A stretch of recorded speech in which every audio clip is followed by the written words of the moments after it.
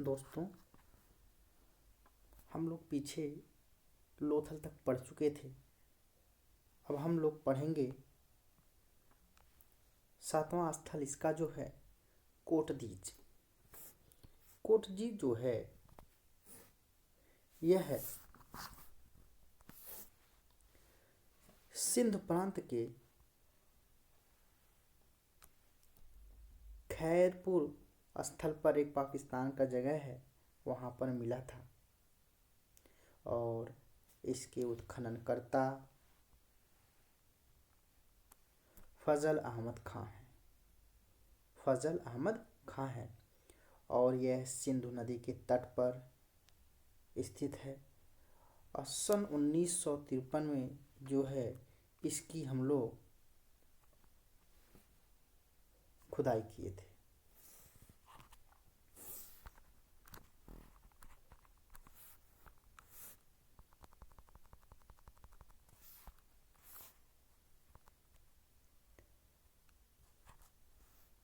इसके आगे हम लोग जो है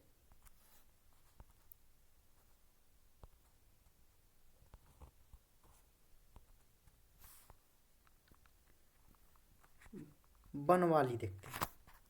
बनवाली बनवाली अपने भारत के हिसार जिला, कहाँ पर? हरियाणा के हिसार जिला में मिला हुआ है। हरियाणा के हिसार जिला में। और इसके जो है उत्खननकर्ता रविंद्र सिंह बिष्ट है। कौन? रविंद्र सिंह बिष्ट है। और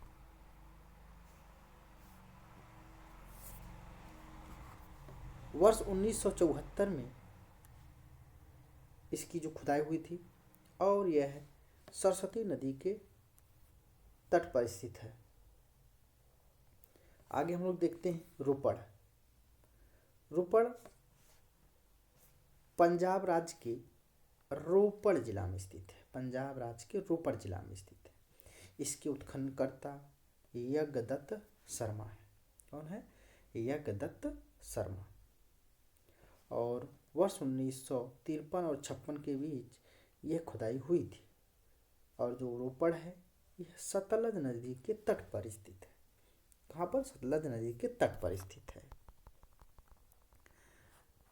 आगे हम लोग देखते हैं रंगपुर। रंगपुर जो है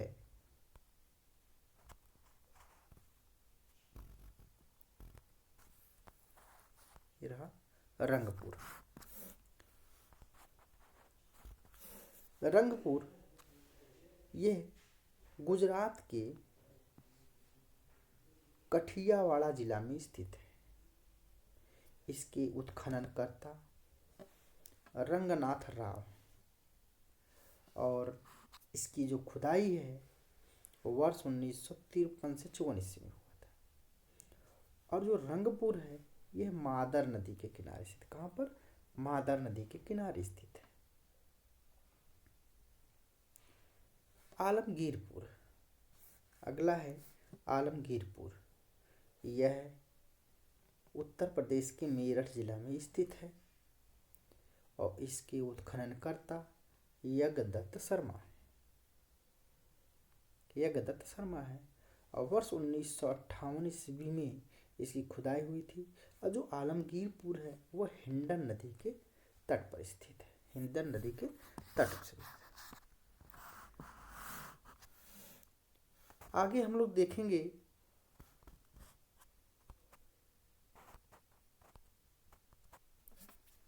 सूतकांगो डोर।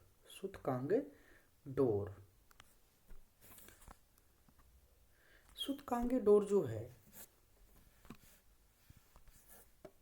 यह पाकिस्तान के एक मकराना में स्थित है। पाकिस्तान के मकराना में स्थित है। और इसके उत्खननकर्ता आर.एन. स्टार्डन है। आर.एल. स्टार्डन। और वर्ष 1927 ईस्वी में इसकी जो खुदाई हुई और जो सूतकांगेडोर है वह दास्क नदी के किनारे स्थित है। दास्क नदी के किनारे स्थित है। और एक है सूतकांको। यह जो भी है पाकिस्तान के मकराना के समुद्र तट पर स्थित है और इसकी उत्खननकर्ता जारडेल्स हैं। और वर्ष 1962 ईस्वी में इसकी खुदाई हुई और जो सूतकांको है यह है सादीकोर नदी, कौन सा, सादीकोर नदी के तट पर स्थित है। सादीकोर नदी के तट पर स्थित है। अब आते हैं हम लोग, हमने जितना भी था, देखो दोस्तों, हमने सब 13 स्थल थे, हमने इसकी संक्षिप्त जो है व्याख्या की है। अब हम लोग एक एक करके पूरे स्थल के बारे में पढ़ेंगे और डिटेल में। चलते हैं बिना देरी किए हुए। सबसे पहले हम लोग देखते हैं हड़प्पा। पीछे हम लोग थोड़ा थोड़ा इसके बारे में पढ़ चुके हैं, अब हड़प्पा के बारे में हम लोग पढ़ेंगे। हड़प्पा वर्ष 1921 ईस्वी में जो है, वर्ष 1921 ईस्वी में इसकी जो है खुदाई हुई थी और अपने भारतीय एक हैं राखालदास बनर्जी। और यह जो है रावी नदी के तट पर स्थित है। कहाँ पर? रावी नदी के तट पर स्थित है। और जो हड़प्पा है यह पाकिस्तान के मोंटगोमरी जिला, कौन सा, मोंटगोमरी जिला में स्थित है। मोंटगोमरी जिला में स्थित है।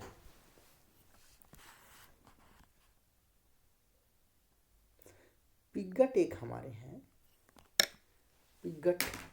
पिग्गट ने हड़प्पा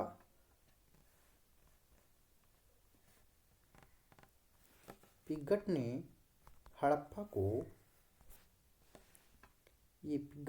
हड़प्पा और मोहनजोदड़ो को एक विस्तृत साम्राज्य की जुड़वा राजधानी कहा है। मोस्ट इंपॉर्टेंट बात है ये। पिग्गट ने हड़प्पा और मोहनजोदड़ो को एक विस्तृत साम्राज्य की जुड़वा राजधानी कहा है। हड़प्पा से क्या क्या मिला हुआ है, कौन कौन सी वस्तुएं मिली हुई हैं। यहाँ से मिलने वाली जो वस्तु है, पहला कुम्हार का चाक है। यानी कि हड़प्पा सभ्यता के लोग धीरे धीरे अपना विकास करना स्टार्ट हो गए थे। और हम ये कह सकते हैं कि ये जो है मिट्टी के बर्तनों का प्रयोग करना स्टार्ट कर दिए थे। किसके बर्तन? मिट्टी के बर्तन। यानी कि कुम्हार की चाक मिलने से इससे कंफर्म होता है कि ये मिट्टी के बर्तनों में अपना खाना बनाना स्टार्ट कर दिए थे। एक अन्नागार मिला हुआ है, एक श्रमिक आवास भी मिला हुआ है, मात देवी की मूर्ति भी मिली हुई है, लकड़ी की ओखली भी मिली हुई है और लकड़ी के ताबूत भी मिले हुए हैं। हम लोग तो सबसे पहले ही पढ़ चुके थे प्राचीन काल में ही कि अंतोष्टिकार प्रारंभ कर दिए थे। और अंतोष्टिकार प्रारंभ हो गया था।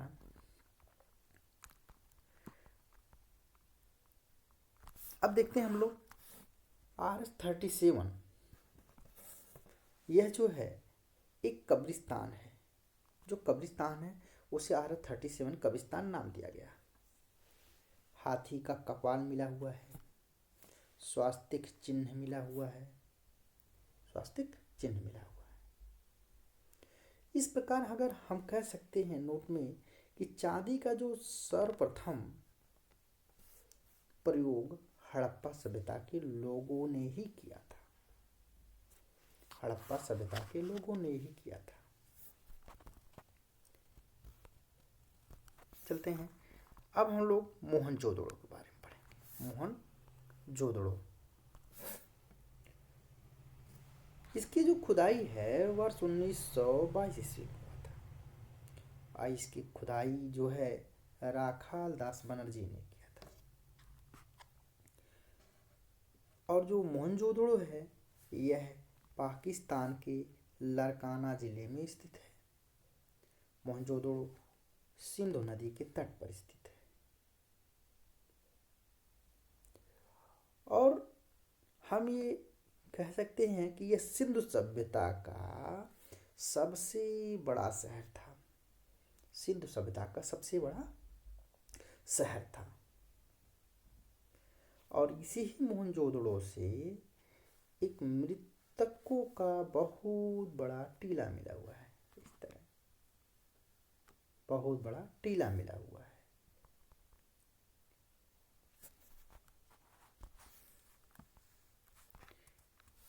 अब यहाँ से देखते हैं कि कौन कौन सी वस्तुएं मिली हैं। इससे मिलने वाली वस्तुओं में पुरोहितावास है।